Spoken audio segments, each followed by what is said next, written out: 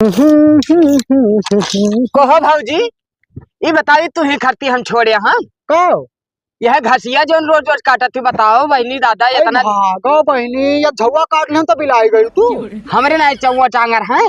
अरे है का मानी था लेकिन हम आज पहला चक्कर आने काटे। हाँ पहला चक्कर आए हो आज अपने अखियत देखे तब कहा थी पहला चक्कर आने अभी तक सुखक दुल्हन हमसे बतावत रही तो हमें विश्वास ना होत रहा। नहीं हो आज पहला चक्कर आने कसम खा ली हम तोरे के मेरे कब्बो ने घास काटे ने हो यही वहीं तक काट पूरा साफ कर दियो अब चली जाओ करनिया अब तो हरम बनाए थे ये देखो हम कुछ बोले ना है तो मुड़े चढ़ जाती तू। नहीं तो हमारे खेतवा का है काटा थी तेरे बाप का खेतवा हुआ नहीं तो हरिया बाप का हुआ हमारे बाप का तो होबे करे। तेरे बाप का नहीं हुआ हमारे गाँव में कि चाचा हुआ उनका हुआ इसे सेंटर रहा हमारे बुढ़ऊ हुए अच्छा वो तो बुढ़ाऊंगा। हाँ हाँ तो उनसे पूछ के काटी थे उनसे पूछ के ना काटा उन्होंने दे जरूर कर जतिया बनाए दिए जो कहीं हुई तो। हाँ तो तू हमारा भैया ही चाहे जकर इज्जत तो बना ही देबो। देखो जमनिया